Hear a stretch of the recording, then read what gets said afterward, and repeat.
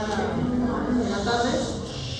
El grupo está conformado por Cristina, Isabel, Gabriela, Valentina y mi persona, Jair Santiago, y vamos a presentar el tema de psoriasis.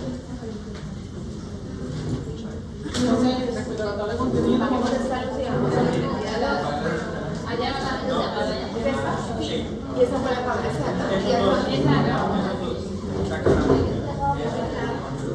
Diego, hoy te ves como más no tienes como más bonito.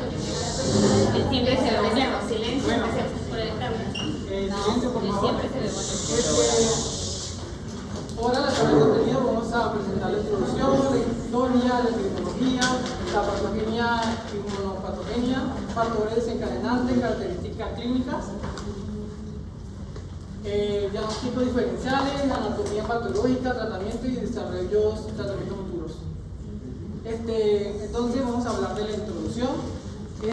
Básicamente la psoriasis es una dermatosis poligénica inmunitaria que es desencadenada por algunos factores traumáticos o algunos factores ambientales, como pueden ser algunos medicamentos o algunas infecciones. Aquí podemos observar una psoriasis, podemos observar la lesión acá, que puede ser un eritema, con escamas, un borde definido. Ahorita vamos a hablar más sobre su clínica. Y pues básicamente la psoriasis, cuando se presenta, hay un porcentaje de 20 a 30% de que pueda ocurrir una psoriasis con artritis, ¿sí? Artritis psoriática. Y pues cuando el paciente tiene una psoriasis y es grave, pues puede presentar síndromes metabólicos o enfermedades cardiovasculares, ¿sí? Y podemos observar también respecto a la placa histológica, ¿sí? Comparándola con una placa normal, podemos ver papilas acá que van desde el interior hacia la superior, llegando al borde. Podemos observar que en la psoriasis van a estar los vasos dilatados. También vamos a tener células inflamatorias, linfocitos en esta parte, ¿sí? Lo multinuclear aquí también. Y pues vamos a observar paraqueratosis en la queratina, ¿sí? Básicamente son núcleos en la queratina, la paraqueratosis. Bueno, entonces, lo primero, para definir psoriasis, es una enfermedad del grupo de las inflamatorias eritematoescamativas, ¿sí? Si ustedes revisan los capítulos de los libros, no hay un consenso de cuáles son las enfermedades eritematoescamativas, porque uno cuando va a mirar son 20 o 30 enfermedades distintas. ¿Cuál es la característica de todas ellas? Básicamente que son lesiones palpables, ya sean pápulas o placas, y que tienen una descamación que es variable. En el caso puntual de la psoriasis es una descamación gruesa, esa es la característica. Es considerada una enfermedad poligénica, es decir, que hay múltiples genes que están involucrados en el desarrollo de la enfermedad, ¿sí? O que lo predisponen a hacer la enfermedad o algunas presentaciones específicas de ella, ¿sí? ¿Qué más podemos decir? Que la psoriasis es una enfermedad que no se limita solo a la piel, distinto a muchas otras eritematoescamativas, sino que por el contrario vamos a ver compromiso también a nivel articular, a nivel de las uñas, ¿sí? E incluso se asocia a enfermedad cardiovascular, enfermedad hepática, y ya se está hablando incluso de compromiso ocular y gastrointestinal también. Entonces, se dan cuenta, es muy importante conocer la psoriasis porque es una enfermedad que va mucho más allá de las lesiones que estamos viendo en el paciente en la piel. ¿Listo? ¿Hasta ahí vamos bien? Esa es como la definición, digamos. Bueno, respecto a la historia, comenzamos en el año 460 a 377 a.C. con Hipócrates, donde se reunió con un conjunto de historiadores o estudiosos que comenzaron a juntar lo que vendría siendo las enfermedades cutáneas, a juntar lo que vendría siendo los trastornos escamativos, la llamó Locio, ¿sí? Que estaba la lepra y también estaba la psoriasis. Después pasamos al año 129 y 99 a.C., aquí nos ubicamos con Galeno, ¿sí? Él dijo, le llevó a algunos pacientes con trastornos escamativos, precisamente en los ojos, en la área genital, en el escroto precisamente, y él llamó esto como psoras, ¿sí? Que era trastorno escamativo, y aquí viene la etiología de la palabra, ¿sí? Entonces en el año 1809, Carlos William está ahí, básicamente aquí la gente ya se estaba preguntando por qué la psoriasis estaba junto a la lepra, así que era muy diferente. Entonces él ayudó en esto y definió correctamente lo que vendría siendo una psoriasis. En el año 1879, Reiner ¿sí? Pues explicó perfectamente una lesión de psoriasis. Siguiente. Epidemiología, aquí tenemos que la prevalencia de la psoriasis en Colombia respecto a la organización del Registro Nacional de la Salud, pues llegó a ser de 0,069, ¿sí? Comenzó en el periodo 1 de enero del 2013 a 31 de diciembre del 2019, ¿sí? Tiene una prevalencia en Colombia en el año 2019 de un 2%. Y pues la diferencia entre los sexos pues se da por igual, aunque la mujer suele presentarse más rápido, ¿sí? Más temprano. Sí, más temprano. Bueno, entonces en cuanto a la prevalencia, si vamos a hablar a nivel mundial, es del 1 al 2%, ¿sí? Hay poblaciones que tienen un poco más alta, otras un poco más baja. En Colombia, dependiendo del año que revisemos, algunos de los datos dan una cifra muy inferior a este valor, pero en promedio es entre 1 y 2%. Esto también, es decir, similar a lo que vemos a nivel mundial, en la población mundial. Sí, en Colombia pues no sabía tantos datos de esto, solamente encontré sobre el año 2019, muy difícil encontrar del otro año más cercano. Y pues la incidencia mayor es de la tercera década de la vida, aunque también hay unos picos altos en la sexta década de la vida. Y pues como podemos observar en el mapa, aquí hay algunos departamentos que más sufren de esta enfermedad, que es Quindío, Risaralda y otros, que está de color rojo.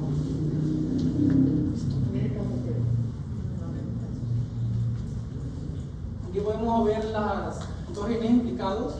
Para resaltar acá, pues podemos ver que unos S2 es de tipo inflamatorio. Aquí pues estos genes básicamente va a tener sus vías, su función, de la función de la proteína que va a expresar y pues en qué enfermedades va a estar relacionada. Así como podría ser el RES, que está en la artritis reumatoidea, así como el V2L3, que está en celiaquia, en artritis reumatoidea y enfermedad de Crohn. ¿Cuál crees que es la importancia de eso? Más allá de aprender vías y genes, que no me los voy a preguntar, no es, digamos, el propósito de la clase, pero ¿cuál será la importancia de conocer eso? No, aquí estamos hablando específicamente de la parte genética. Porque es una enfermedad que es predispuesta por la genética. Porque son factores de riesgo ya que la familia lo presenta en bueno, en parte sí. genético, por eso bueno, entonces la importancia de conocer los genes es porque gracias a ellos, primero hemos encontrado el comportamiento biológico de la enfermedad. Ustedes van a ver pacientes con una sola lesión, como habrá pacientes con formas generalizadas que hacen eritrodermia, o pacientes que hacen complicaciones como artritis psoriásica, ya sea periférica o de eje axial, ¿cierto? Porque otros pacientes hacen, por ejemplo, colitis ulcerativa y enfermedad de Crohn, porque otros hacen de pronto pobre respuesta a algunos tratamientos y otros por el contrario responden muy fácil. Entonces, si uno entiende un poco la genética, también entiende cómo se comporta la enfermedad, ¿sí? Y de igual manera va a explicar un poco la fisiopatología que vamos a ver a continuación, razón por la cual vamos a verlo luego expresado en la clínica, ¿sí? Es decir, todo se conecta. Eso es lo que me interesa que sepan. Hay algunos genes que se han estudiado y nos permiten predecir algunos grupos poblacionales más susceptibles a ser enfermedad temprana, ¿sí? Es decir, algunos genes ya sabemos que son compartidos por miembros de la misma familia y eso explica por qué algunos pacientes antes de los 30 años, hacen psoriasis, incluso en la infancia, ¿sí? Entonces, eso nos ha ayudado a entender un poco precisamente ese comportamiento de la enfermedad. ¿Listo? Sigamos. O sea que es bueno que la familia de la persona que tenga eso se someta como a eso. Bueno, eso es una pregunta interesante y difícil de responder porque hoy en día no hay un asesoramiento genético para tal indicación. Es decir, si tú tienes psoriasis y ya sabes que, por ejemplo, tu tío o tu papá tuvo psoriasis, no existe alguna prueba que tú le puedas hacer digamos, si deseas quedar embarazada, para predecir si tu hijo va a tener o no psoriasis. No existe hoy en día. Seguramente la medicina va a cambiar, eso se lo digo hoy. Tal vez en 100 años estemos hablando de muchas cosas más, ¿sí? Pero una preguntita, que no sé si es la psoriasis, pero es como para la pregunta. Preguntarle, la psoriasis cuando aparece de inicio temprano, el mecanismo más inmunológico que cuando es en edad adulta, que puede obedecer a otro tipo. Todo tiene que ver con la genética y con la inmunología, ¿sí? Es decir, depende de lo que encontremos en la susceptibilidad a desarrollar una enfermedad. Por ejemplo, si uno tiene o porta algunos genes específicos, pudiera desarrollar la enfermedad más temprano frente a otros, pero indudablemente hay un componente genético en todos. Ahora, con respecto a la parte inmunológica, en todas las, digamos, los tipos de psoriasis está involucrada la inmunología. Y eso va de la mano con los cambios que vemos en la piel. Es decir, la inmunología es muy importante para entender por qué la piel se ve así como la vamos a ver, ¿sí? Todos los casos es inmunológica, todos. Sí. Bueno, aquí puede resaltar pues, que hay varios genes que se presentan en diferentes enfermedades. Aquí sobre todo es el IL-23R que se presenta en enfermedades. Y aquí puede resaltar también que el SOR1, sí, que vendría siendo el HLA-C, que es el más presentado en la población. Sí. Entonces miren que cada una de las mutaciones se asocia con algún pedacito de la inmunología, ¿sí? Alguna indicación de compromisos de otro tipo de enfermedades. Listo. Ahora empecemos a hablar de la patogenia precisamente para que conectemos con la anterior. Listo. Con respecto a la patogenia, durante mucho tiempo atrás se consideró que la psoriasis pues, era una enfermedad epidémica en la que su defecto bioquímico, la célula que va a estar dañada principalmente iba a ser el queratinocito, que se iba a encontrar pues en el epidemia interfolicular. Incluso en los 80 se decían que aparte de los queratinocitos, otros factores, otras células y moléculas iban a estar implicadas también, era el MP cíclico, los eicosanoides, la proteína C sinasa, la fosfolipasa C, las poliaminas y el factor de crecimiento transformador. Pero se dice también que en las 3 últimas décadas pues, se ha considerado que la psoriasis pues, es una enfermedad más que todo causada por linfocitos T. Entonces, yo traigo aquí la inmunopatogenia. No es tan terrible, no es tan difícil, entonces voy a ser lo más clara y lo más fácil de entender posible. Partimos aquí de que, como ya había dicho la doctora, tenemos factores genéticos predisponentes para desarrollar la enfermedad. Por eso necesitamos de factores desencadenantes que principalmente van a ser ambientales, tales como el miquimod, microorganismos, traumas, fármacos, que me van a desencadenar la aparición de la enfermedad. Entonces, ¿qué es lo que pasa? Aquí en la dermis vemos que los queratinocitos van a empezar a soltar ADN y ARN. Este ADN y ARN se va a unir a la catequicilina LL37 formando complejos. En estos complejos van a ser de gran importancia debido a que se va a aumentar el interferón alfa. Y ese interferón alfa va a ser o se va a aumentar por medio de las células dendríticas plasmocitoides. Ellas van a ser atraídas hacia la dermis gracias a la quemerina y la quemerina la producen los fibroblastos. ¿Listo? Ahí vamos bien. ¿Qué pasa entonces con las células dendríticas plasmocitoides? Ellas necesitan ser activadas. ¿Y van a ser activadas por medio de qué? De toda esta cascada que acabamos de ver. O sea, que se unan los complejos, que se una sola piel, va a haber una activación de las células dendríticas, de las células plasmocitoides y se van a convertir en células dendríticas térmicas. Ahí se van a activar. ¿Qué tipo de célula es esa? ¿Innata o adaptativa? Innata. ¿Y a quién se parece? Es decir, ¿cuál es su grupo de células para que entiendan un poquito por dónde vamos? Y en la piel, a las células de Langerhans hace parte del mismo grupo de células presentadoras de antígeno, solo que en este caso vamos a ver que estas células son residentes temporales y están involucradas en la presentación antigénica. Hasta acá vamos que esa célula dendrítica va a presentar algo, ¿sí? En este caso va a ser activado por algunas interleuquinas, algunas quimiosinas, y que básicamente son componentes de los queratinocitos. De los queratinocitos, sí, me había ese pedacito hasta ahí vamos, ¿listo? Hasta ahí vamos con la inmunidad innata. innata. Las 6 factores de necrosis pulmonar que también van a ser producidos por los queratinocitos. Muy bien. Listo. Ahora, cuando están activas las células dendríticas dérmicas, ellas van a viajar hacia los ganglios linfáticos y allí me van a presentar el antígeno que hasta el momento es desconocido y lo que me va a hacer es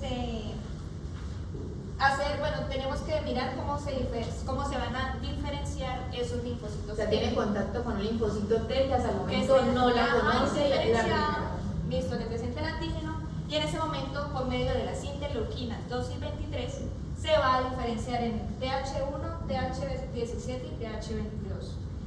Ahora, Esa fue la fase de iniciación. Ahora pasamos a la fase de la progresión de la placa. En esta fase, después de haber diferenciado los linfocitos, van a viajar hacia el torrente sanguíneo y por vasos linfáticos y por torrente sanguíneo. Y tenemos que tener en cuenta de que cada linfocito presenta una secreción de interleuquinas diferentes. ¿Sí? Las TH1 me van a expresar el antígeno del linfocito cutáneo, el CXCR3, ¿qué dije? CXCR3. Bueno.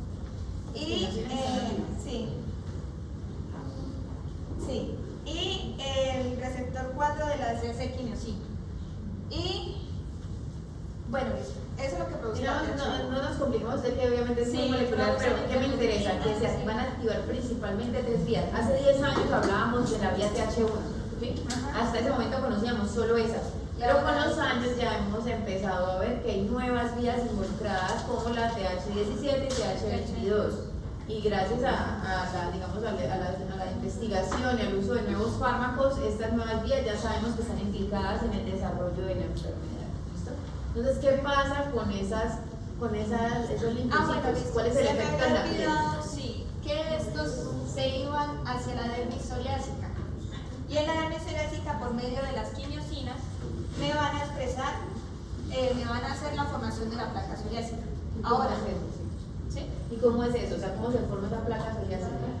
O sea, ¿cuáles son los cambios que va a sufrir la epidermis por la respuesta inflamatoria que se está generando? Lo que está diciendo ahí en un momento en la definición. Entonces, el efecto va a ser que los queratinocitos tengan un recambio rápido. ¿Sí?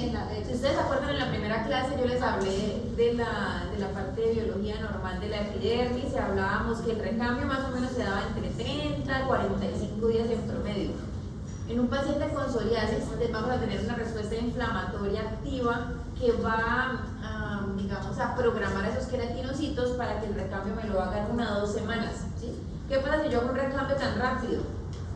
No alcanzo a madurar lo suficiente. Si ustedes recuerdan, cuando yo les mostraba las capas de la piel en detalle al principio, veíamos cómo esas células se van aplanando, van perdiendo sus organelas, incluso su núcleo, se separan entre ellas y se descaman, que eso es invisible.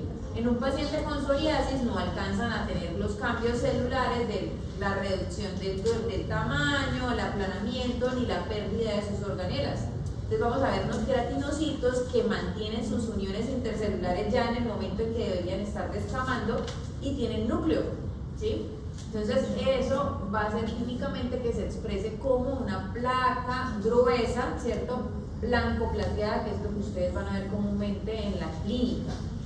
Además vamos a ver que hay unos factores estimulantes de crecimiento de tipo vascular que van a promover una proliferación de vasos sanguíneos a nivel de la dermis papilar, que recuerden la parte de arriba de la dermis, ¿sí? La más superficial.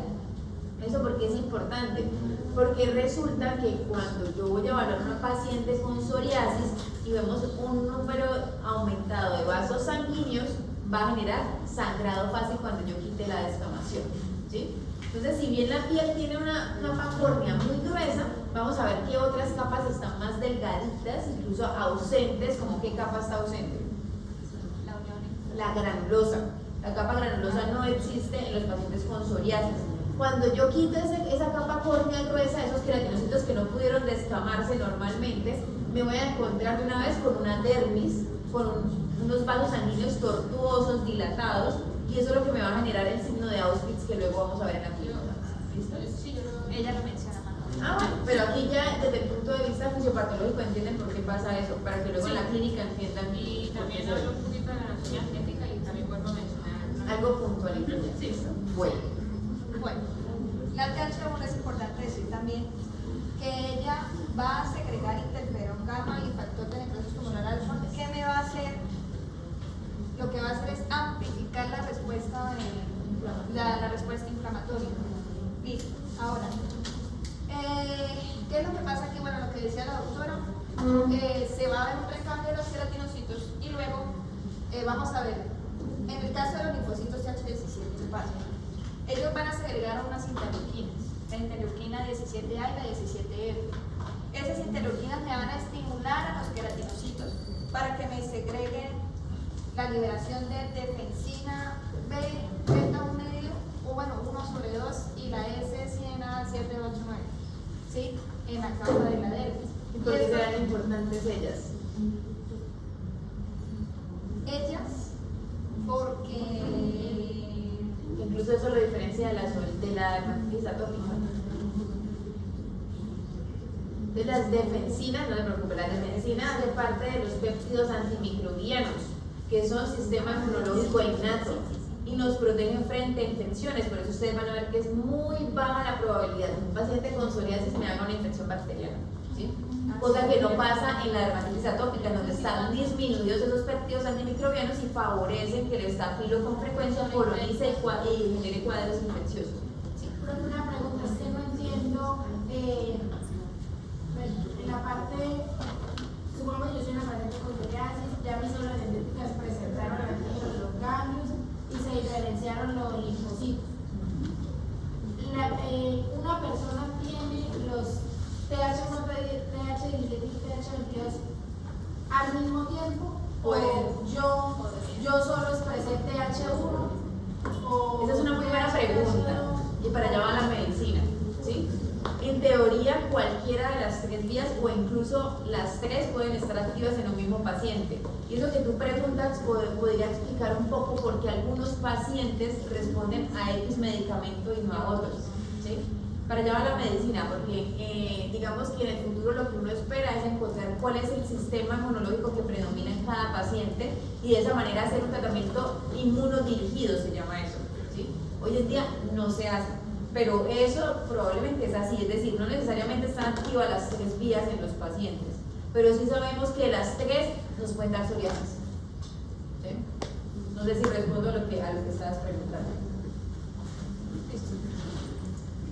lo de los antimicrobianos sí lo tenía, sino que era la defensina alfa. Esta es la de los antimicrobianos. Bueno, con tal, esta secreción de quimiosina me van a traer los neutrófilos a la capa epidémica. Y ahí es donde se va a segregar lo de especies reactivas del oxígeno, la defensina alfa, que es para lo de los antimicrobianos, y otros receptores. Que bueno, listo. Ahora, volviendo al tema. ¿Dónde iba? Ah, listo, la TH22. Los TH22 también me van a segregar interleuquinas, ¿sí? Y estos me van a hacer que se liberen las quimiosinas que van a traer los linfocitos T. Y estos linfocitos T van a venir obviamente pues de los queratinocitos, como ya lo habíamos dicho. Ahora, lo que pasa con los linfocitos T que traemos, ellos son los que me van a, junto con los, ¿cómo es que se llama esto? Los linfocitos T citolíticos naturales, que son los NKT, me van a, los NKT, sí. Y estos me van a liberar factor de necrosis tumoral alfa y también interferón gamma. Y luego me van a liberar el VEGF, el FGF. Y de lo que hablábamos de la proliferación vascular, que son factores de crecimiento vasculares. Y la angiopoyetina. Exactamente. Que me va a producir la neoangiogénesis. Exactamente. ¿Hasta acá vamos bien? Ok. Bueno, lo importante es que conocer que hay una interacción entre la inmunidad innata y adaptativa y que tiene una repercusión en la epidermis, ¿sí? La epidermis y la dermis papilar son los blancos básicamente de la enfermedad. ¿Qué nos faltaría ahí mencionar? Fíjense, en todas las vías se produce factor de necrosis tumoral, por eso los primeros medicamentos que salieron fueron los anti-TNFs o antifactor de necrosis tumoral. Pero cada vez, como ya conocemos estas nuevas vías, intentamos ser un poquito más específicos y por lo tanto menor probabilidad de generar complicaciones infecciosas, especialmente porque recuerden que el TNF es muy importante para infecciones intracelulares. Bueno, y de aquí, pues, ¿qué nos falta mencionar? Porque es que generalmente todas las vías, en todas se segregan quimiosinas, en todas se segregan factor de necrosis tumoral y todas van a repercutir en la dermis. Y pues al final, ya vemos que se va a afectar también la unión intradermoepidérmica. Y en esta, pues van a estar solo linfocitos citotóxicos y los CD8. ellos van a expresar el antígeno muy tardío, el antígeno 1 muy tardío, y de ahí, ahí ellos se van a unir al colágeno tipo 4. Entonces, ajá, y de ahí pues se va a permitir la entrada a la dermis y pues finalmente me va a liberar las citoquinas TH1 y TH17. Y ya luego, más adelante, la comunicación que se hace entre los fibroblastos que secretan factores de crecimiento en queratinocitos, que es el KGF, y los factores de crecimiento epidérmicos junto con los queratinocitos que producen el factor de necrosis tumoral. Toda esta comunicación cruzada va a hacer que se reorganice pues la matriz extracelular y se reorganiza el tejido y hay un acúmulo de matriz extracelular que vendría siendo de colágeno y proteínas. Bueno, aquí solamente para agregar, que ya lo mencionaste, los neutrófilos son muy importantes porque vamos a ver que están implicados en la formación de microabscesos, que son parte de las cosas que encontramos en la histopatología. Además van a ser importantes porque van a explicar por qué hay formas pustulosas de la enfermedad, que vamos a hablar más adelante. Creo que para tener microabscesos no ayuda para que se dé una solinfección. No, son microabscesos estériles, es decir, puros neutrófilos sin microorganismos. Bueno, listo. Tenemos dos tipos de factores desencadenantes, ya sean externos o sistémicos. Eso es para mencionarlo, pues para tenerlo en cuenta. Dentro de los externos tenemos el fenómeno de Körner o el isomorfismo, pues que es una provocación de psoriasis en lesiones que ya previamente habían estado en pacientes que ya presentaron la enfermedad, y eso es en el 25% de los casos. Este fenómeno puede ser una enfermedad generalizada, ¿sí?, que puede ser desencadenada localmente. Eso es lo que explica por qué sucede eso. ¿Entendieron qué es el fenómeno isomórfico de Kepner? ¿No? Le vuelve a dar a la piel. No. Se presenta Una persona que ya tiene con lesión. X enfermedad, en este caso psoriasis, tiene sus lesiones ubicadas, por ejemplo, en los codos, pero algunos factores exógenos, externos, favorecen que se forme una nueva lesión de psoriasis. Por ejemplo, me caí, me raspé una rodilla, ahí me salió una placa de psoriasis.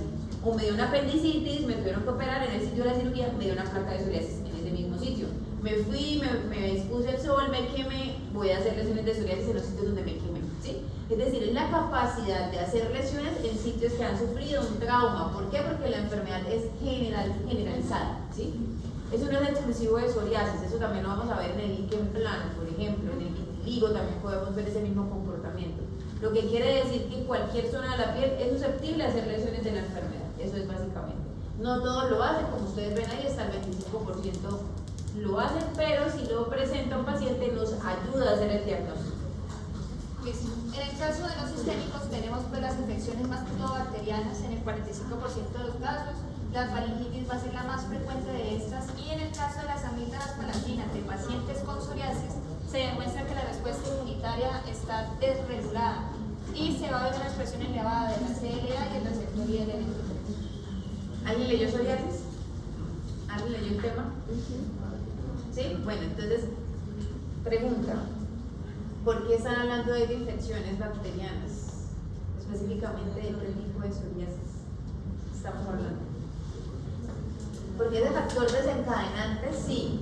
Aquí no es que vayan a tener infecciones los pacientes con psoriasis, aquí hace referencia a que una infección me puede desencadenar psoriasis, al revés.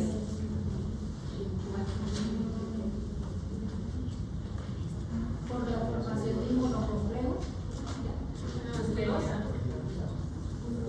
No. Nada, bueno, si hubieran leído el libro hubieran podido ganar el 5. Pero ninguno lo leyó, yo lo repito. Porque el estreptococo, la faringoamigdalitis por estreptococo, ¿qué produce? ¿Streptolicina? Glomerulonefritis. La respuesta correcta es porque algunas bacterias como el estreptococo se asocian a algunas formas de psoriasis como la psoriasis en gotas. No quiere decir que siempre la psoriasis esté desencadenada por infección, lo que quiere decir es que algunos cuadros infecciosos pueden desencadenar algunos tipos específicos de psoriasis. ¿Listo? En el caso del VIH también empeora el cuadro de pacientes con psoriasis. La hipocalcemia también es un factor desencadenante más que todo de la psoriasis pustulosa generalizada. El estrés psicógeno también, por la respuesta del cortisol al estrés, pues va a elevar, la respuesta del cortisol va a elevarse por el estrés en pacientes que están afectados. Ahí no está tan bien, pero los medicamentos también pudieran estar implicados en el desarrollo de la enfermedad. Sí, sino que me queda la... Ok, ya. Como dice la doctora, hay fármacos también, el litio, los que son anti-interferón, los que decíamos ahorita, los beta-bloqueantes y los antimalódicos. Y también pues el consumo de alcohol, tabaquismo y la obesidad. El tabaquismo está implicado más que todo en el inicio de la psoriasis y la obesidad pues como una consecuencia. Una consecuencia y un agravante, casi que es el agravante más frecuente en la psoriasis. Es decir, que mayor obesidad, si yo fumo más y ingiero más alcohol, pues peor me va a ir con la psoriasis. Así es. Bueno, entonces para hablar de las características clínicas de la psoriasis, vamos a empezar pues por el principio, o sea, como un punto de vista en general, ¿sí? Entonces, ¿cuál es como la característica de todas las lesiones psoriásicas? Pues que son eritematosas, son escamosas y todas tienen un borde bien definido. ¿Y que comparten todas? Pues que tienen un borde elevado, que son eritematosas y que son escamativas. Vamos a ver que pues tienen una alta variabilidad entre un individuo a otro. Es decir, en un individuo pues, puede que sea más recidivante que en otro, puede que, digamos, sobre todo el tamaño de la lesión puede variar. En algunos puede ser una lesión papulopuntiforme, es decir, de milímetros, y en otros vamos a ver que pueden ser lesiones de hasta 20 centímetros de diámetro. El contorno de este suele ser circular o oval o multilobulado, es decir que en el multilobulado es como que hay varias lesiones en una misma. Y otra cosa importante son los, bueno, ya conocemos lo que es característico de la psoriasis que tenga bordes delimitados, ¿cierto? Pero también vamos a conocer el anillo de Voronov, que más adelante les muestro una imagen, que es como un halo o un anillo blanco que se hace como en la periferia de estas lesiones. Muy bien, entonces ahí está diciendo su compañera que básicamente la enfermedad, todas tienen eritema y descamación, pero unas pueden ser pápulas, otras pueden ser placas, pueden ser ovaladas, redondeadas, anulares, también pueden ser arciformes, policíclicas, es decir, la presentación clínica puede ser variable. Ya ustedes se han dado cuenta a través del semestre que muchas enfermedades tienen las mismas características, por eso aquí el detalle de las lesiones, la forma en que se distribuyen, la localización, son cosas que orientan un poco el diagnóstico. También el hecho de que algunas se diseminan más que en otras, eso lo vamos a ver más adelante. Aquí pues para tener en cuenta las escamas se les conocen como miáceas, así es el nombre, son escamas plateadas, blancas en la superficie, ¿cierto? Aquí pues vamos a hablar del signo de Auspich. Entonces, para tenerlo en cuenta, el signo de Auspich primero se va a ver, es como que nosotros le quitamos la escama, ¿sí? Y entonces ahí vamos a ver una rocío sangrante. Sí, pero antes de eso, o sea, la capa de la piel va a ser como muy frágil, muy delgada y se le conoce como malfigue. Es una piel vascular muy delicada, se le conoce como malfigue. Y en ella vamos a ver puntos muy diminutos, sangrantes, que cuando los vemos es porque nos damos cuenta de que es un nivel vascular pero muy frágil. Es un pequeño sangrado puntiforme. Este signo es súper importante porque es un diagnóstico muy diferencial en la psoriasis. Antes del Auspich hay otros dos signos semiológicos también que ustedes pueden hacer. Entonces, cuando vean un paciente con psoriasis y la placa sea blanca, plateada, gruesa, ustedes pueden tomar algún objeto que permita raspar la lesión con mucho cuidado, porque pues el paciente le está doliendo también que le hagan eso. Entonces, primero vamos a ver algo que se llama la membrana de Duncan, que es básicamente la primera capita delgada que quitamos de esa capa córnea gruesa, ¿sí? Luego voy a ver el signo de la vela, que básicamente es tener presente como cuando uno raspa una vela, ¿sí? La cera deja como una escama blanquecina que se desprende, y finalmente se hace el signo de Auspich, que es el rocío sangrante que estaba mencionando su compañera, ¿sí? Es como la evolución de lo que ustedes van a ir viendo cuando van raspando cada lesión. ¿Listo? Listo. En sí, pues lo que sugiere este signo es una inflamación y que hay pues una neovascularización. La dermis papilar, pues ya lo vieron ustedes ahorita cuando hablamos de la fisiopatología. Bueno, el fenómeno de Kepler, que Ya lo quedó- entendieron. sí. Puede causar prurito y de ese mismo, bueno, puede, ¿no? No siempre. Esto generalmente se da en pacientes con reagudización. Y cuando esto ocurre, que ya lo voy a explicar en la imagen, pues va a causar hemorragias debido al rasgado.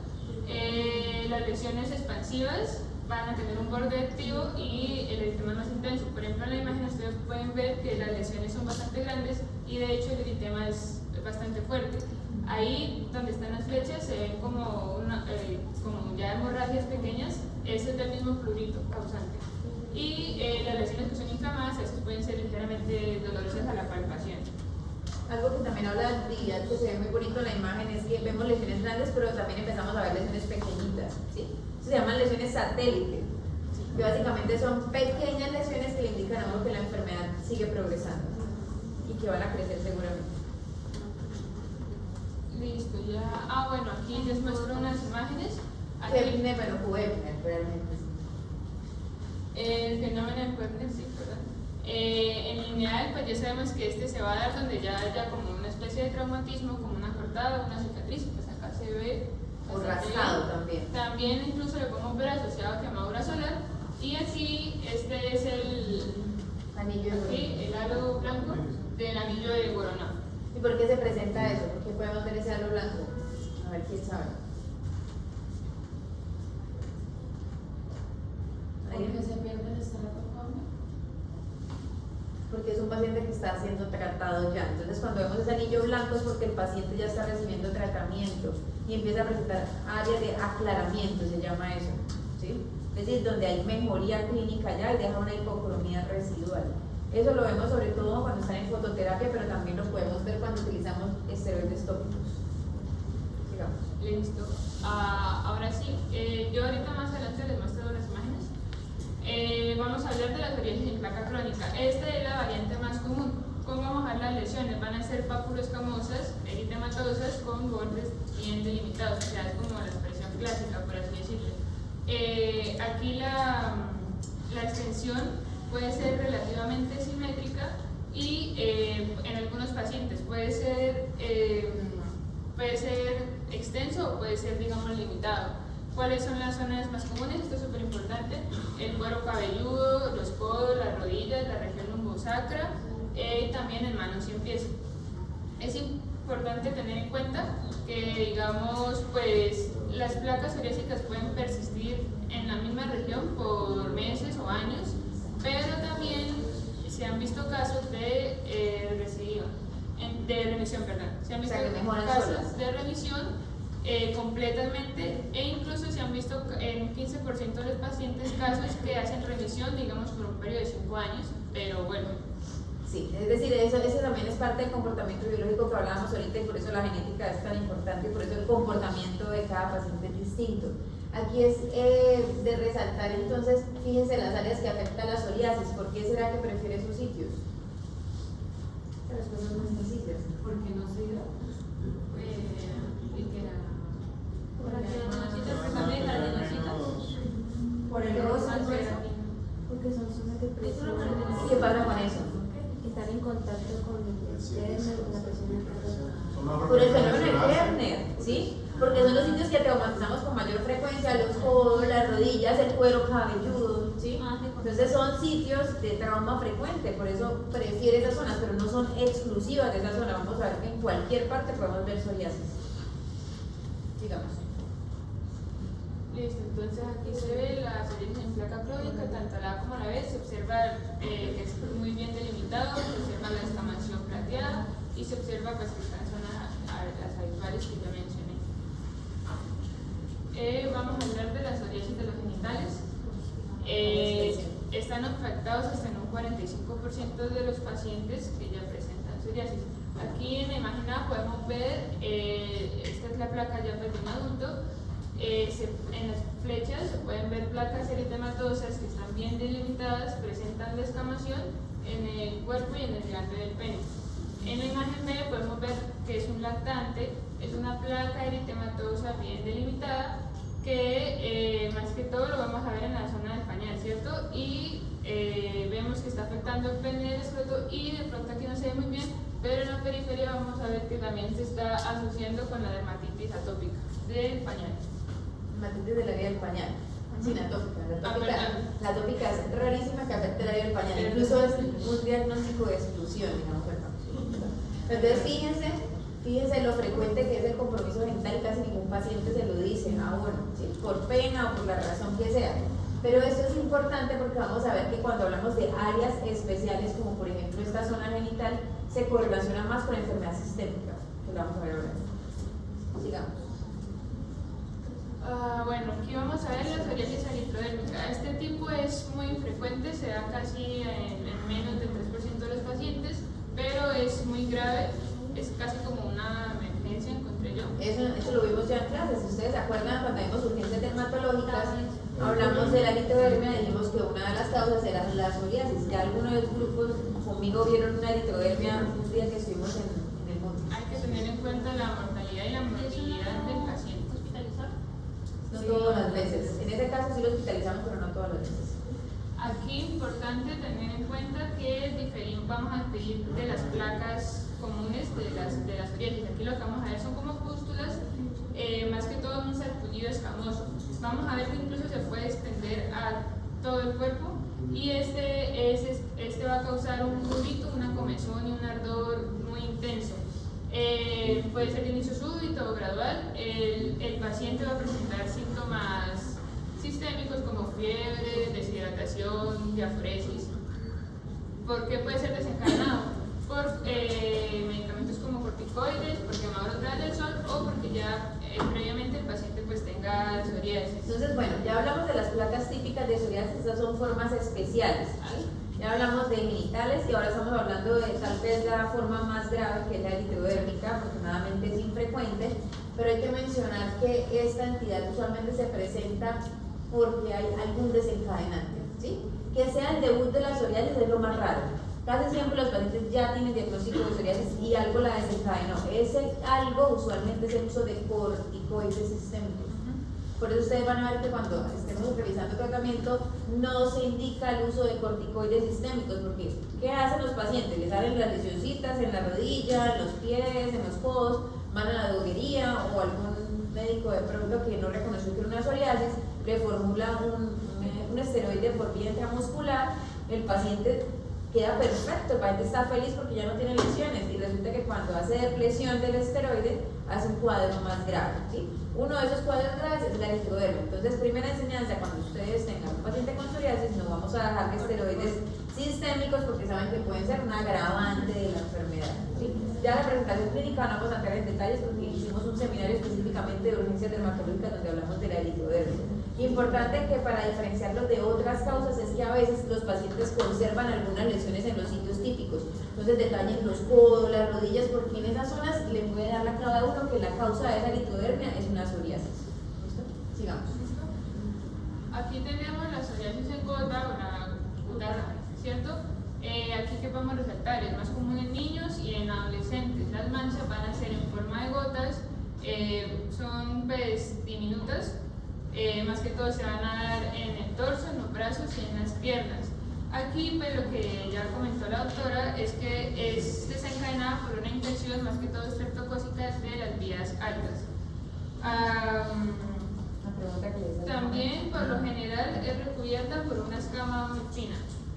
Y bueno, aquí en la imagen se pueden ver numerosas pápulas de pequeño tamaño con descamación en los muslos. ¿Cuál es la importancia de esa psoriasis en gota? ¿Por qué será importante? Lo contrario, porque es la única variante de psoriasis que se cura. Los pacientes se curan. Hacen su infección, faringia, luego hacen la psoriasis, es una forma eruptiva, es decir, se llena de lesiones del paciente de un momento para otro y resuelve en algunas semanas y no vuelve a dar. ¿Sí? Tengan presente eso porque vamos a encontrar una psoriasis en gotas en los adultos, pero que no se asocia a estreptococo y el curso clínico no es así. El curso clínico es igual a la forma en placas, es decir, es crónico. Y no o sea, cura. hace parte del cuadro de la faringitis. No, da después. Es como una complicación. Sí, que no se dan todos los pacientes, pero es parte de la expresión clínica que podemos ver luego de una infección por estreptococo. Sí. ¿O así se puede hacer con ese tipo de psoriasis? ¿Un paciente cómo? O sea, puede hacer debut con esa presentación, o sea, que no. Claro, tú puedes tener un paciente que te hizo una faringoamigdalitis, resolvió y semanas después te llega con una psoriasis y lo vemos. Son niños usualmente o pacientes de entre los 10 y 15 años y luego resuelven. O sea, no va a quedar con la placa. Pasa. Pero hay una presentación en adultos que también es en gotas, que no tiene que ver con estreptococo, y por eso el curso clínico sí es crónico, como el que vamos a ver en el resto de las lesiones de psoriasis. ¿Listo? Sigamos. Listo, vamos a hablar. Variantes Sí, pustulosas. vamos a hablar de las variantes pustulosas. Acá hay, pues es como, o sea, tiene varios subtipos. ¿Cómo la puedes clasificar en grande? ¿Cómo se clasifican las psoriasis pustulosas? Esta también es una forma inestable. Cuando yo hablo de inestable hago referencia a unos cambios en la enfermedad de su comportamiento usual. Y dentro de ese grupo está la eritrodermia, porque ese no es el estado usual de la psoriasis, y las formas pustulosas, ¿sí? Son formas inestables.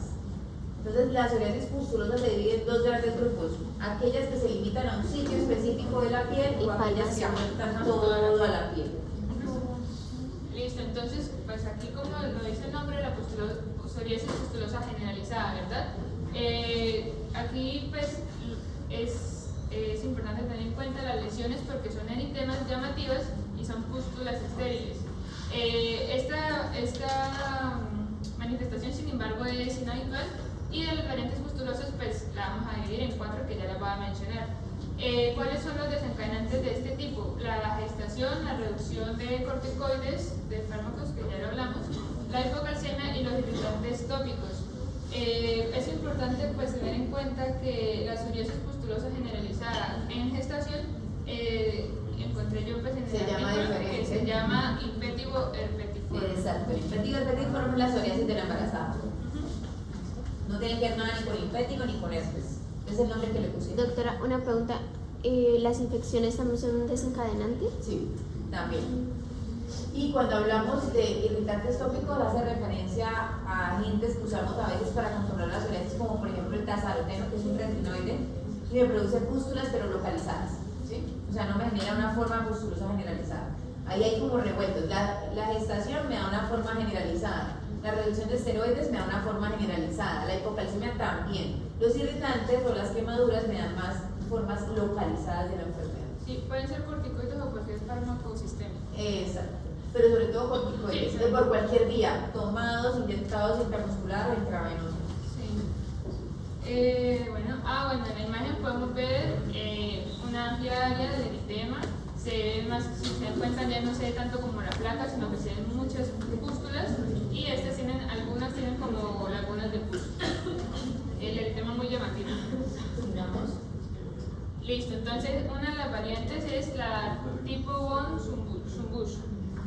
¿Qué podemos decir? Bueno, es una erupción generalizada, cuenta con eritema y con pústulas, pero o sea, si ustedes ven la imagen se van a dar cuenta que tras varios días la erupción desaparece y lo que se va a observar es como una desescamación bastante extensa. En esta variante la piel es bastante dolorosa, el paciente se va a sentir como enfermo, va a tener síntomas sistémicos, fiebre, todo lo que ya conocemos. Esta es la variante más grave de todas las pustulosas, ¿sí? Es un paciente que tiene pústulas en todo su cuerpo y que además tiene fiebre, malestar general. Si uno le hace laboratorios, le va a encontrar leucocitosis con neutrofilia. Si ustedes no saben que existe eso, o que el paciente tiene psoriasis, van a pensar que este paciente está sobreinfectado y terminan colocándole antibióticos porque ya lo hemos visto, ¿sí? Entonces, sepan que esta es una psoriasis estéril, como les decía hace un momento cuando veíamos la fisiopatogenia. Vamos a ver neutrófilos, incluso por neutrofilia, pero no es una infección, es simplemente una respuesta inflamatoria exagerada en donde predominan los neutrófilos y que se expresan como pústulas, porque usualmente las pústulas están acompañadas de neutrófilos, tengan o no microorganismos. ¿Listo? Esos pacientes no necesitan antibióticos, necesitan que no les pongan esteroides, ¿sí? Es lo que necesitamos, que no se le pongan esteroides sistémicos. ¿Listo? ¿Hasta acá vamos bien? Bueno, si necesitan hospitalización, sí, porque es una forma inestable de la enfermedad y vamos a tener que tratar de sacar al paciente de ese estado. ¿Sí?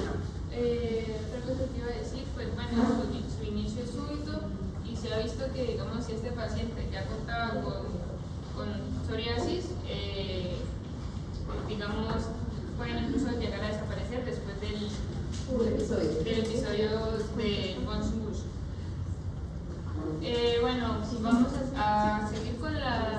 tipo anular.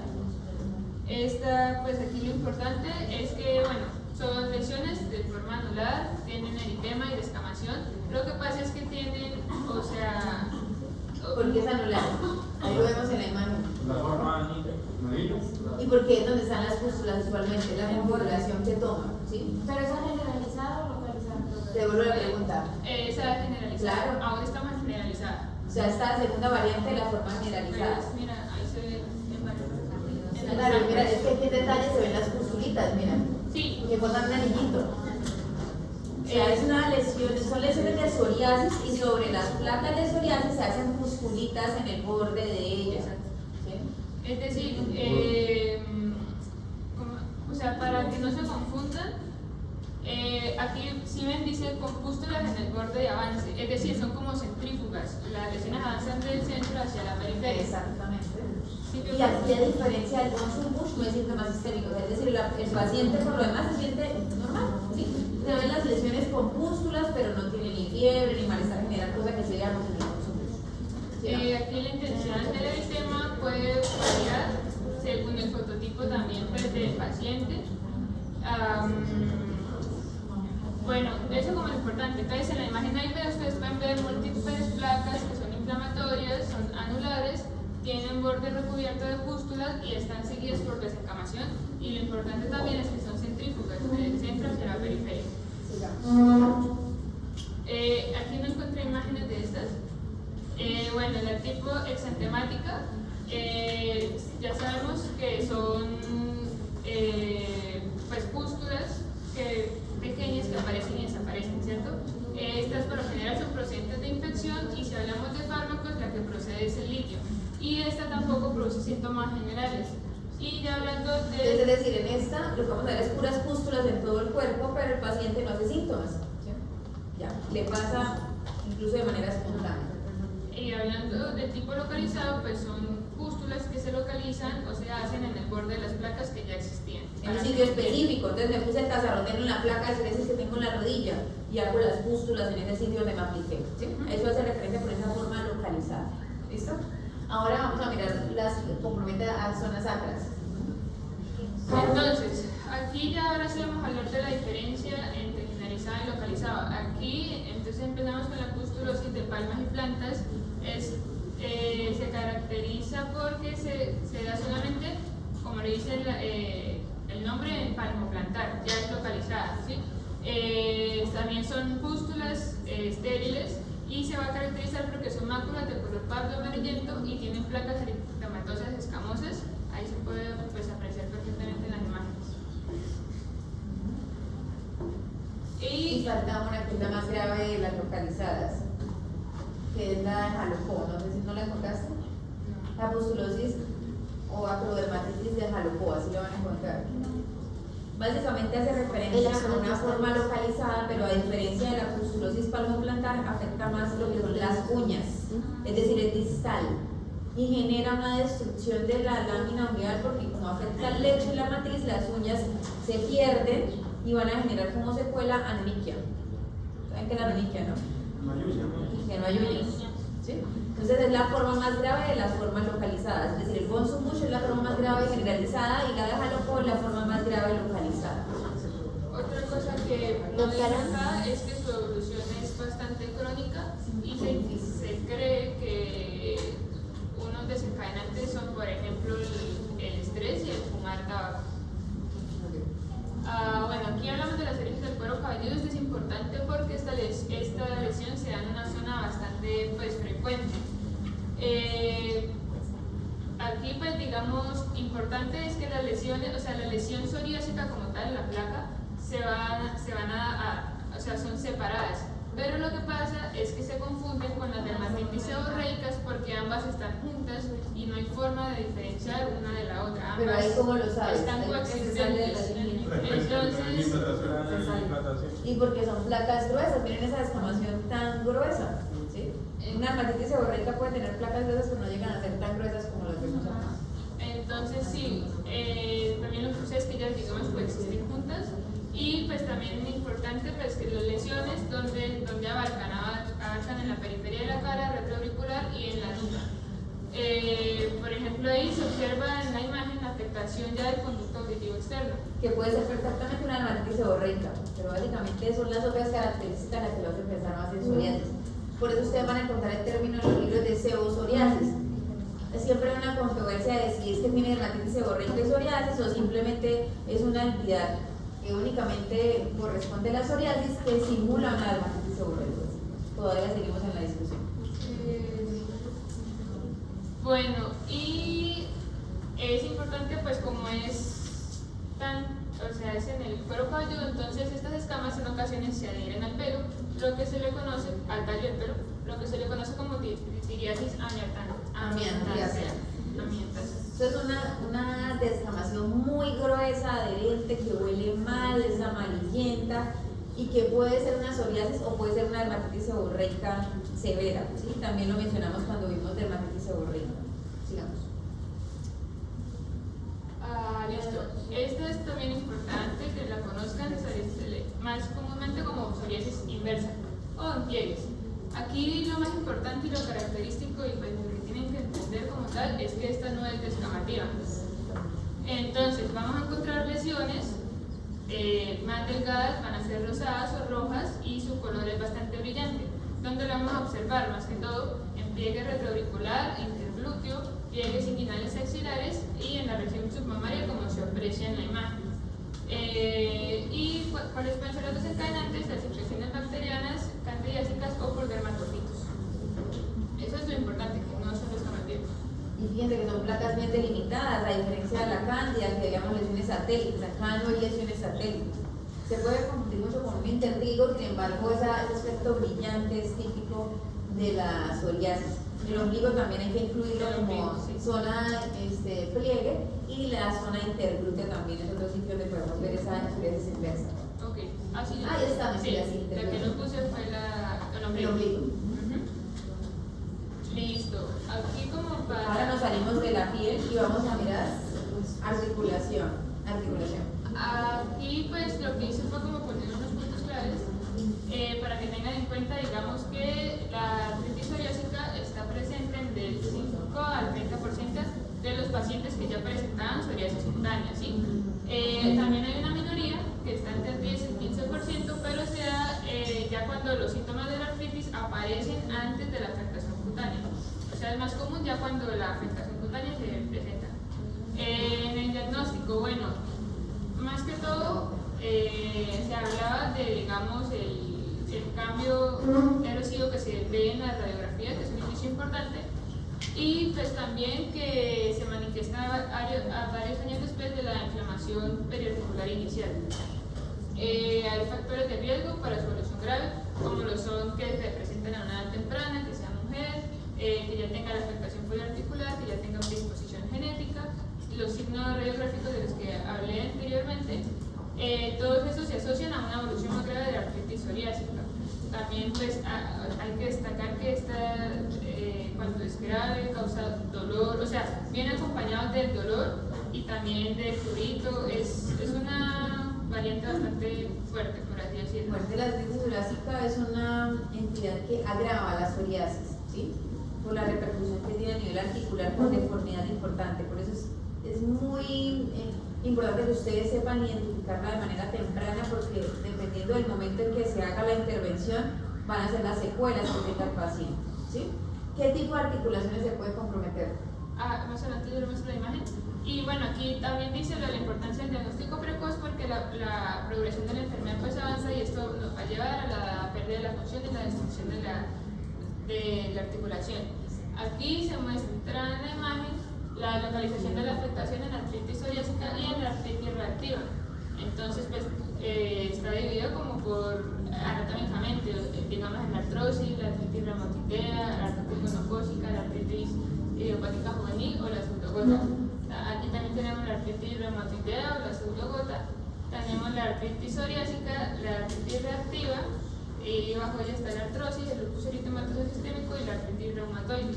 Bueno, y entonces, también la artritis psoriásica, la reactiva, ya es la artrosis como tal. lo primero que hay que decir es que cuáles son las articulaciones que se pueden afectar en la psoriasis, cualquiera.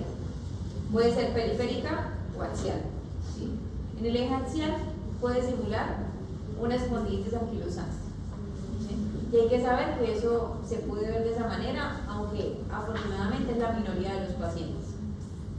Ahora, si es periférica, que es lo más frecuente, usualmente es asimétrica y poliarticular, es decir, más de una articulación, y puede ser una sola mano o un solo pie, ¿sí? Es decir, no necesariamente van a estar comprometidos las dos manos y los dos pies. Las manos van a ver que tienen diferentes patrones clínicos, algunos incluso simulan la artritis reumatoide, ¿sí? Por eso es que en algunos pacientes vamos a tener que hacer estudios complementarios para mirar si además no tienen artritis reumatoide, además de la psoriasis, ¿sí?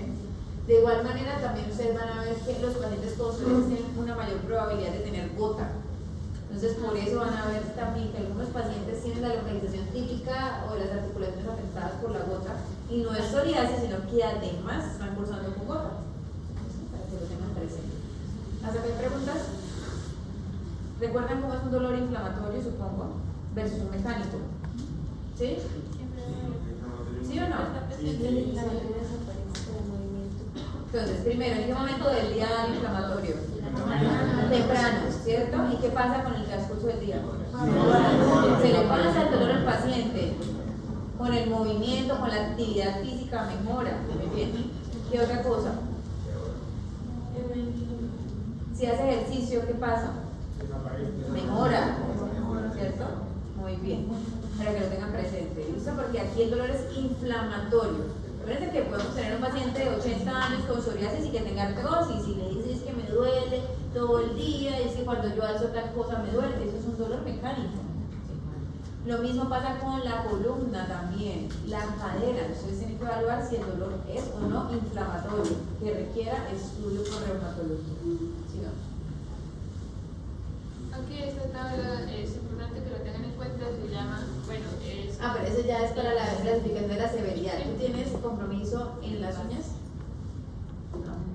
Bueno, entonces, hasta acá que hemos hablado, para pasar ahora a la clasificación de la gravedad. Entonces, ya vimos todas las presentaciones clínicas en la piel, ¿cierto? Ya hablamos también, además, que se puede comprometer hasta en el 30% de las articulaciones. Sí. Cuando se presentan articulaciones, ¿ya hay compromiso en piel? Esa es una buena pregunta y tu compañera dio el dato. Usualmente ya tienen diagnóstico en piel. Que debuten con artritis psoriásica sin lesiones de piel es muy raro, es menos del 10% de los pacientes. Casi que cuando llegan al reumatólogo pensando que es una artritis reumatoide, el reumatólogo ya básicamente sabe que puede existir la psoriasis en ese paciente que tiene ese compromiso en las manos, desvisten al paciente y le buscan en todos lados, porque fijo, también incluso siempre ellos comentan que dentro de los sitios donde ven con frecuencia de lesiones inaparentes es en la región interglútea. Encuentran la placa de psoriasis ahí, ¿sí? Entonces es muy raro que eso pase, pero sí está escrito. Ahora, ¿el compromiso ungueal se correlaciona con la artritis psoriásica? Sí. A más gravedad del compromiso de las uñas, mayor probabilidad tengo de tener artritis psoriásica, por una sencilla razón, porque el aparato ungueal está en estrecha relación con la articulación. Entonces, entre más inflamación y cambios vean la uña, más chance también que mi articulación esté inflamada, ¿sí? Entonces, si ustedes ven un paciente con un compromiso severo, sin artritis evidente, búsquenla, ¿sí? Los que han visto psoriasis conmigo, si lo han visto de manera inicial, se dan cuenta que yo les pido radiografías así clínicamente cuando lo evalúe no tenga dolor, porque debemos tener una imagen inicial o basal y evaluar en el tiempo si hay evolución que me indique compromiso articular o que ya tenga cambios radiológicos sin que clínicamente me esté manifestando nada todavía. ¿Listo? Cambios en las uñas van a haber muchos, miren imágenes en los libros, hay lesiones específicas e inespecíficas de la enfermedad, hay algunos cambios que se deben porque la matriz está inflamada, hay otros cambios que se deben porque el lecho de la uña está inflamado. Signos típicos, la mancha en gota de aceite, que ayer lo hablábamos con el grupo del lunes, mancha en gota de aceite y los pits generalizados en las uñas, eso es lo típico. O la mancha salmón también, que se describe como un color rosado. Ahora, signos inespecíficos, ustedes pueden ver onicolisis, onicorrexis, hemorragias en astillas, hiperkeratosis subungueal, ¿sí? Un montón de cambios que también se comparten con infecciones u otro tipo de patologías. ¿Listo? ¿Qué más vamos a ver en los pacientes con psoriasis? Podemos ver patología hepática, con frecuencia tienen hígado graso y eso se correlaciona por la obesidad que también muchos de ellos padecen. También vamos a encontrar enfermedad inflamatoria intestinal, específicamente más colitis ulcerativa, pero también está esta enfermedad de Crohn. También podemos encontrar uveitis en esos pacientes, ¿sí? ¿Cómo van a sospechar uveitis? Ustedes van a ver un paciente conmigo de ojo rojo, psoriasis. Bueno, entonces la uveitis básicamente ustedes la van a sospechar por un dolor intenso, uveitis, inflamación de la uveal, ¿sí? Ojo. Entonces les va a referir dolor en el ojo, visión borrosa y ojo rojo, ¿sí? Usualmente es asimétrico, es decir, un solo ojo. Mándenlo para urgencias de oftalmología porque eso es una urgencia. La uveitis anterior. Sí. Eso hay que buscarlo. Ahora, ¿qué más hay que buscar? Patología renal, eso ya lo conocemos más recientemente, ¿sí? Pueden hacer falla renal los pacientes con psoriasis también. Entonces, fíjense la gran cantidad de cosas que pueden tener. Son pacientes que por su obesidad, por su ansiedad, porque usualmente hay que decir, también tienen trastornos del estado de ánimo con mucha frecuencia, algunos tienen trastorno obsesivo compulsivo también. Son pacientes que fuman más, ¿sí? Tienen más chance de tener enfermedad cardiovascular, entonces son hipertensos, con obesidad central, diabéticos, terminan infartándose mucho más temprano y terminan haciendo enfermedad cerebrovascular también más temprano, ¿sí? Entonces un paciente con psoriasis versus un paciente sin psoriasis tiene 10 veces más chance de infartarse con las mismas condiciones. ¿Por qué? Porque tiene una enfermedad inflamatoria sistémica. ¿Listo? Ahora, con respecto a la clasificación, vamos a ver que una de las herramientas, yo les explico esa tabla porque no es tan fácil y no me interesa que se aprendan esas multiplicaciones porque ni nosotros lo hacemos, ¿sí? Entonces, lo que buscamos con la psoriasis es clasificarla porque dependiendo de eso es el tipo de tratamiento que yo voy a instaurar, ¿sí? Entonces, la escala que más se utiliza es el PASI, ¿sí? O escala de evaluación del índice de gravedad de la psoriasis. ¿Qué vamos a mirar con ella? Vamos a mirar primero qué tantas áreas del cuerpo están afectadas. Segundo, cuáles son las características de las lesiones. Si tienen eritema, cuando se refiere a induración se refiere como al engrosamiento de ese eritema, esa placa lo gruesa que sea. Tercero, la descamación, ¿cómo es? ¿Es una descamación fina o es una descamación muy gruesa o rupiácea? ¿Sí? Y básicamente vamos a evaluar por áreas corporales. Cada zona se evalúa como un 100%. Ustedes van a ver cabeza, tronco, extremidad superior e inferior. Algunos de ustedes lo han calculado conmigo en la consulta. Eso nos va a dar una puntuación. ¿Qué me interesa que se aprendan ustedes?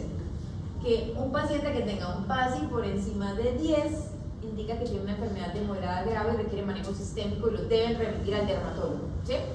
Toda psoriasis menos de 10 la pueden manejar ustedes siempre y cuando no cumpla las siguientes condiciones. Uno, está embarazada. La embarazada deben enviarla al dermatólogo también, ¿sí? Porque requiere un manejo específico. Muchos de estos medicamentos son tóxicos y no podemos emplearlos en las embarazadas.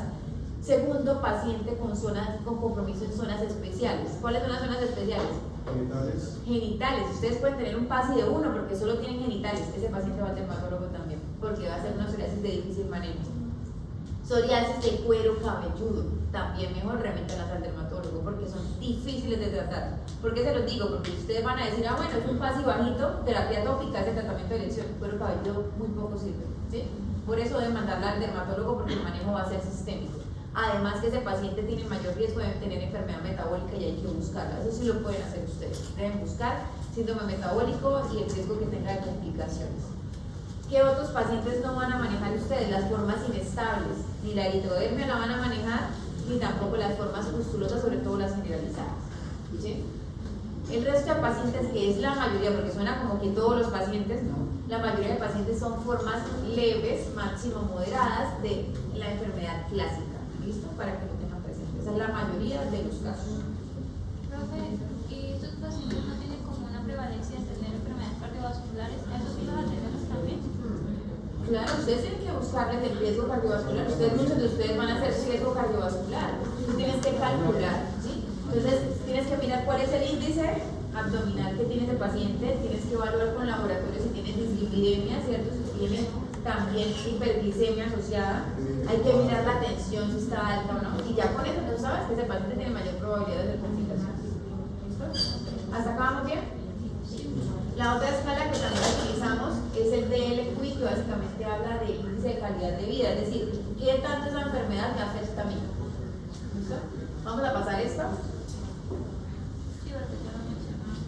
Imágenes también, creo que todos ya rotaron conmigo y creo que todos ya estarán cansados, que muchas veces les he preguntado por diagnósticos diferenciales. Eso no me interesa que lo miremos, no me entrar al tratamiento. El diagnóstico de la psoriasis, ¿cómo es? Clínico, pero muchos de los pacientes vamos a tener que hacerles biopsia. ¿Por qué? Porque hay diferenciales. Por ejemplo, uno de los diferenciales más importantes que ustedes deben descartar en un paciente con lesiones de manera crónica es la micosis fungoide, que es un linfoma. Entonces, siempre los pacientes con un curso tan largo, así la lesión sea típica, es mejor confirmarlo con histopatología. O porque sencillamente el paciente no acepta el diagnóstico, porque algunos pacientes saben que es la psoriasis y dicen que no tienen psoriasis, entonces hay que comprobarles que sí tienen psoriasis. Bueno, entonces, para darle contexto, primero de todo tenemos diversos tratamientos, como pueden ser los tópicos, los relacionados a la vitamina D, los sistémicos, las fototerapias, y esto pues básicamente va a actuar en lo que vienen siendo los diferentes tipos de pacientes, como ya habíamos clasificado, el leve, el moderado, el severo.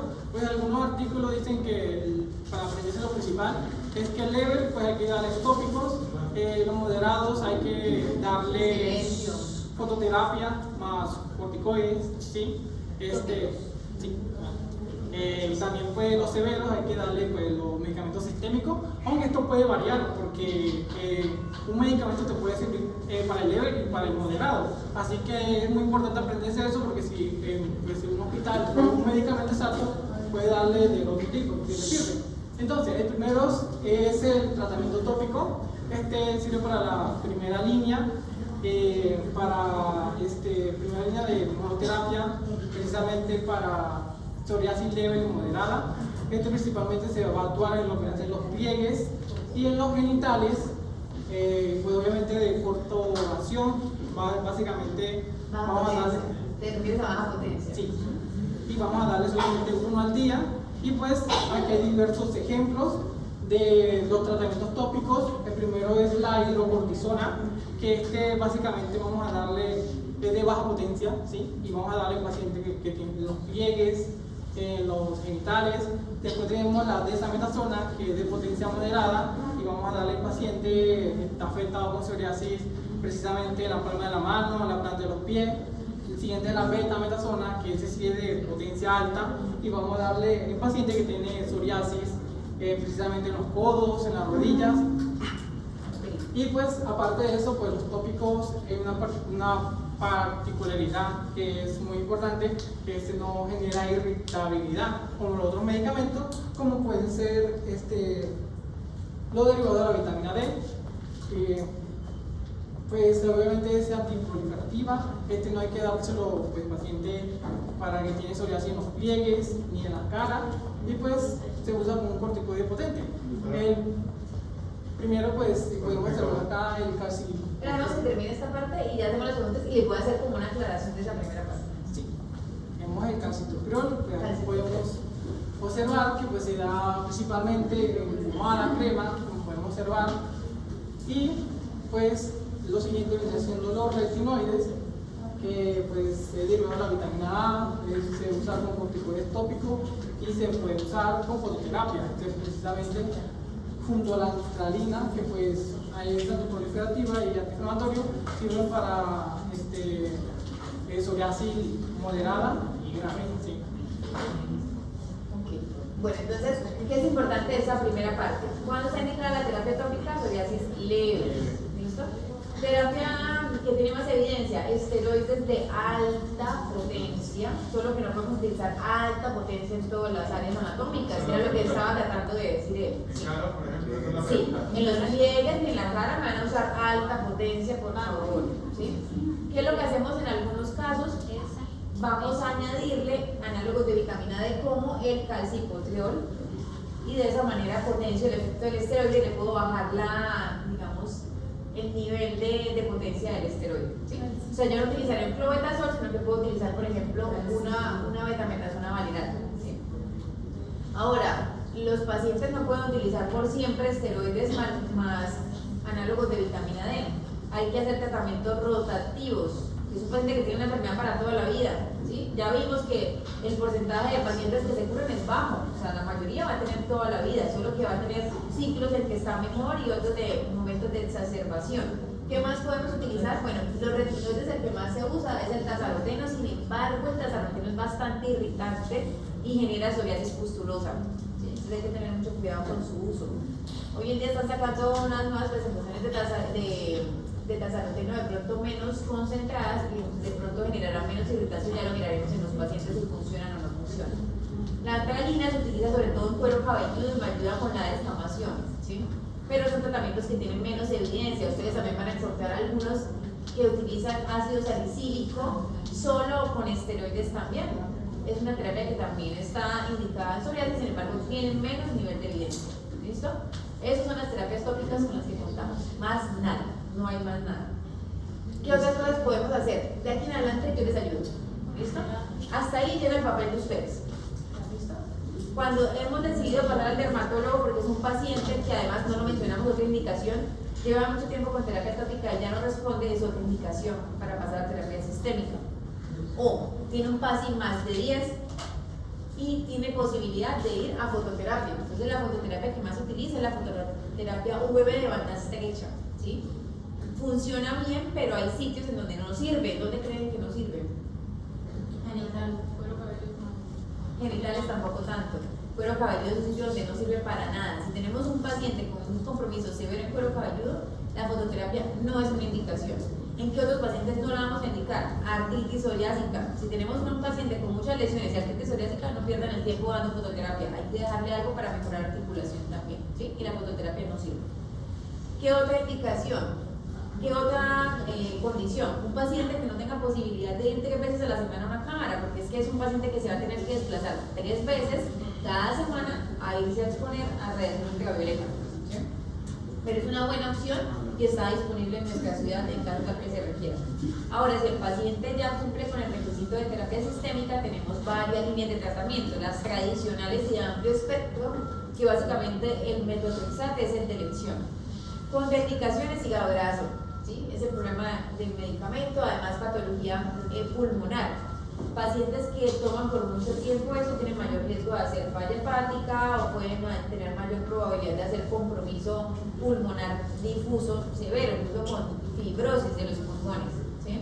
Por eso ustedes van a ver que algunos de nosotros pedimos algunos exámenes como procolágeno y otras cosas para evaluar la probabilidad que esté haciendo fibrosis mi paciente, ¿sí?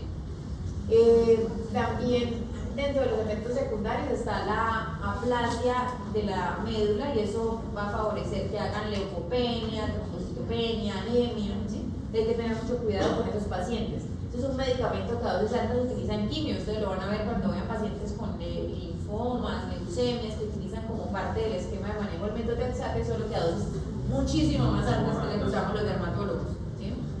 Tener presente que si ustedes ven algún paciente en motor, estos pacientes deben estar tomando también ácido fólico, porque hacen déficit de él y eso genera síntomas, sobre todo gastrointestinales como vómito, ¿sí? Que hace que no se tolere el medicamento. Otro medicamento clásico que es muy bueno para sacar de crisis rápidamente un paciente, la ciclosporina, ¿sí? Me saca rápido un paciente de una eritrodermia, una psoriasis pustulosa. ¿Cuál es el problema? La falla renal y la hipertensión. Por eso se usa por corto tiempo y hace unos switch con otro tipo de terapias cuando ya esté controlado. ¿Listo?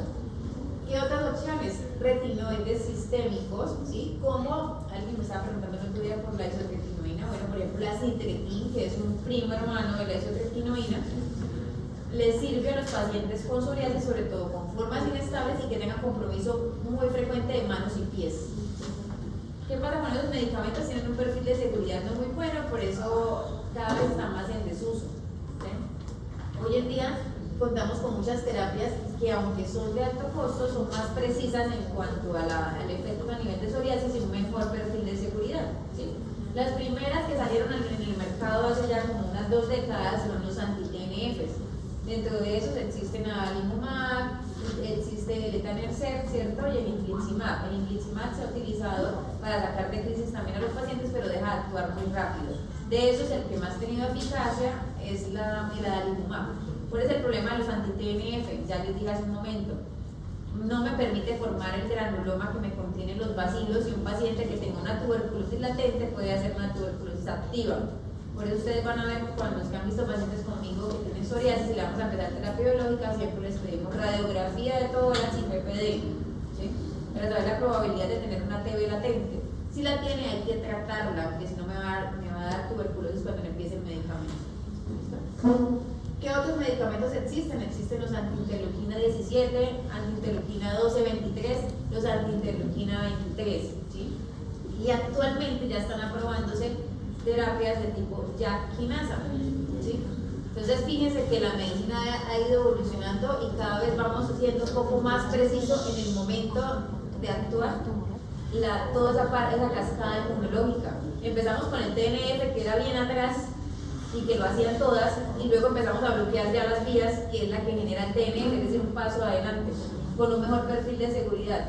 Sin embargo, sabemos que la probabilidad de una tuberculosis es baja, seguimos pidiendo PPD y radiografía de toras por una sencilla razón: somos un país endémico de tuberculosis, no podemos arriesgarnos a que tengamos una tuberculosis latente, ¿sí? Y las JAK quinasas tienen un paso más atrás, que es antes que se formen las interleuquinas. Entonces, si yo bloqueo esa vía, voy a impedir que se formen algunas interleuquinas que estén involucradas con la formación de las placas de psoriasis, ¿sí? Ahí vamos. Es una enfermedad crónica que no se cura, pero hay un porcentaje pequeño de pacientes que por alguna razón se curan, ¿sí? Eso todavía no lo sabemos por qué. Y básicamente es eso. Buen estudio de investigación. Buen estudio de investigación.